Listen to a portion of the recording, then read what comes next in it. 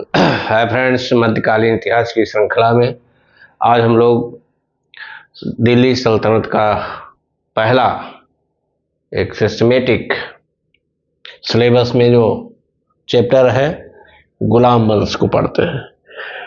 दिल्ली मध्यकालीन इतिहास को जनरली परीक्षा की दृष्टि से या अध्ययन की दृष्टि से दो भागों में बांट लिया जाता है।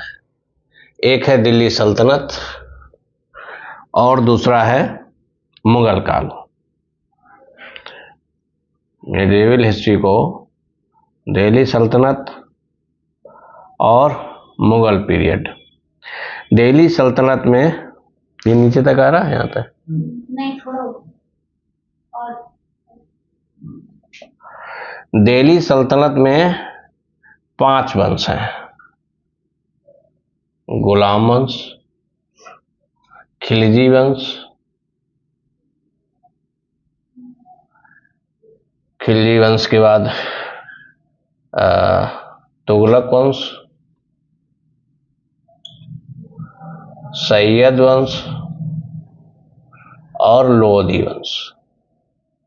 लोधी वंश में ही का अंतिम शासक इब्राहिम लोधी होता है, जिससे 1525 में पानीपत का प्रथम युद्ध बाबर के साथ होता है, जिसमें बाबर की जीत होती है और एक नए वंश मुगल वंश की स्थापना होती है। इतना हम लोग पहले पढ़ चुके हैं। ठीक, गुलाम वंश में 3 वंश है। गुलाम वंश again divided into 3 dynasties, that is Qutbi, Shamsi and Balbani. Okay, तो ये कुतुबी वंश के या गुलाम वंश का संस्थापक कुतुबुद्दीन ऐबक को माना जाता है। कुतुबुद्दीन ऐबक कौन है? एक्चुअली ये सबऑर्डिनेट है मोहम्मद गौरी का। मोहम्मद गौरी 1175 से 1205 तक भारत में आया, लूटपाट करके गया। तो जो उसने अपनी इंडिया में जो टेरिटरी जीती थी उसका कोऑर्डिनेटर कुतुबुद्दीन ऐबक को बना के गया। ठीक, ये बात ध्यान रखने वाली है। मोहम्मद गौरी के बारे में हम लोग पिछले वीडियो में थोड़ा पढ़ चुके हैं। जो पॉइंट रह गया था वो ये, 1175 में मोहम्मद गौरी आता है पहला बार भारत में और 1205 में आखिरी बार आता है।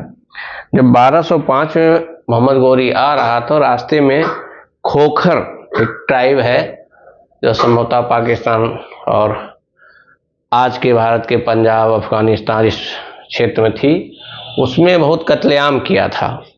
जब यहाँ से लौटते हुए जा रहा था तो उन खोखरों में से कुछ युवकों ने भेष बदलकर इसकी सेना में घुस गए और घात लगाकर मोहम्मद गौरी की हत्या कर दी। ध्यान रखना, मोहम्मद गौरी किसी युद्ध में नहीं मारा गया है, घात लगाकर खोखरों ने हत्या की। खोखर एक जनजाति है जिसका इसने नरसंहार किया था अपने आते समय। तो उन्हीं में से कुछ युवाओं ने रिवेंज की दृष्टि से, बदला लेने के नजरिए से घात लगाकर इसकी सेना में घुसकर भेष बदल करके हत्या की थी। अब इल्तुतमिश के बारे में जो सवाल आपसे पूछे जाएंगे, पहला तो टाइम पीरियड 1206 से 1210 है। गुलाम वंश का संस्थापक है या कुतुबी वंश का संस्थापक है। राज्याभिषेक कहाँ हुआ? लाहौर में हुआ। सुल्तान की उपाधि धारण नहीं की, केवल मलिक या सिपह सालार यानी सलाहकार या सेक्रेटरी की भूमिका स्वीकार की मोहम्मद गौरी के सम्मान में। 1208 में गियासुद्दीन गौरी का उत्तराधिकारी है ये गियासुद्दीन, जिसने इसे विधिवत सुल्तान की उपाधि प्रदान की। उसने खुद नहीं थी, बाद में। ध्यान रखना, सल्तनत काल में जो किंग है उसे सुल्तान कहेंगे और मुगल काल में जो किंग है उसे बादशाह कहेंगे। ये बेसिक डिफरेंस है, कभी कभी आता है। ठीक, उपाधियां लाख बख्श, हातिम द्वितीय तथा कुरान खां। लाख बख्श और हातिम द्वितीय की उपाधियां उसे दानी स्वभाव के कारण, आया हुआ सवाल है ये यूपीएससी में, दानी स्वभाव के कारण उसे लाख बख्श या हातिम द्वितीय को उपाधियां दी गई। कुरान खां चूंकि वो धार्मिक प्रवृत्ति का था, कुरान पढ़ता था, इसलिए कुरान खां भी है। ये उपाधियां इतिहास में खूब पूछी जाती हैं। जनरली ये मेडिवल और एंशिएंट हिस्ट्री है, मॉडर्न में ये सवाल नहीं है, उपाधियों वाला वहाँ है ही नहीं। एक दो जगह गांधी आंधी को टाइटल दिया, वो आता भी सवाल होता है। इसकी दरबार में कौन कौन से विद्वान रहते थे? हसन निजामी, फ़क़े मुदब्बिर को संरक्षण प्राप्त था। हसन निजामी कौन है? ताजुल मासिर का लेखक, ये बुक है ताजुल मासिर। ताजुल मासिर बुक है जिसको लिखा हसन निजामी में। हसन निजामी कौन था? इल्तुतमिश का कोर्ट पोइट है। ध्यान रखना, मेडिवल हिस्ट्री में ये बहुत ही ट्रेडिशनल सवाल है। किसी किंग के कोर्ट में, दरबार में रहने वाले विद्वानों के नाम, उनके द्वारा लिखी हुई किताबों के नाम, उन किताबों में कंटेंट क्या है, ये भी सवाल है। थोड़ा डीप सवाल जाएगा तो कंटेंट पूछेंगे आपको। और दूसरा, जो मॉन्यूमेंट्स हैं, क्या क्या बनाए, क्या विशेषता है, ये बिल्कुल ट्रेडिशनल सवाल है जो खूब पूछा जाता है। और जब आप लंबी सूची किताब में पढ़ते हैं, गाइड में नोट कर लेते हो, कभी याद नहीं होता है। ऐसे ही याद होगा जब धीरे धीरे साथ साथ में आप करते जाएंगे। तो हसन निजामी ने ताजुल मासिर नाम की बुक लिखी। इस किताब में दिल्ली सल्तनत की जानकारी का पहला ऐतिहासिक ग्रंथ है। ध्यान रखना, ये जो फर्स्ट पहला शब्द कहीं भी जुड़े,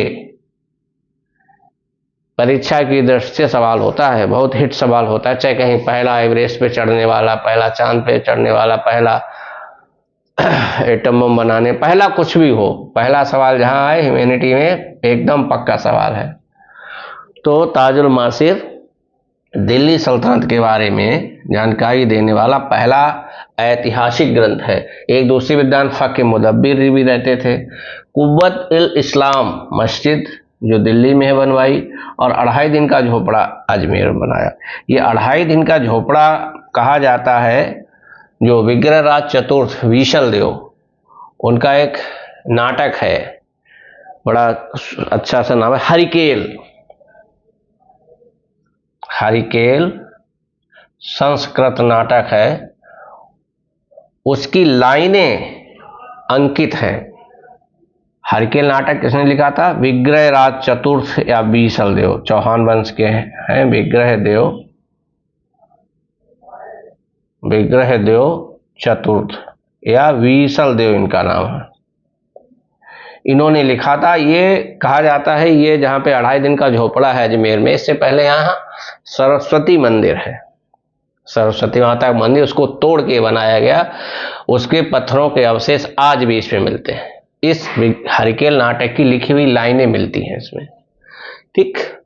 हाँ, कुतुब मीनार का जिक्र के बिना कुतुबुद्दीन का कोई अर्थ नहीं है। कुतुबुद्दीन ने कुतुब मीनार की नींव रखी 1199 में। कुतुब मीनार पे खूब सवाल आता है समय समय पर, इसमें किसने किसने बनाया, कैसे कैसे, पूरा आगे देखेंगे। कुतुब मीनार का निर्माण कुतुबुद्दीन ने शेख कुतुबुद्दीन बख्तियार काकी, एक सूफी संत है, उनकी मेमोरी में बनाया था। 1210 ईस्वी में चौगान खेलते समय कुतुबुद्दीन ऐबक की मृत्यु हो गई। चौगान आज के पोलो की तरह खेल होता था, जैसे आजकल पोलो है, लाइक पोलो की तरह गेम होता था। मृत्यु हुई। बने रहिए हमारे साथ, देखते हैं अगली वीडियो में। तब तक के लिए धन्यवाद।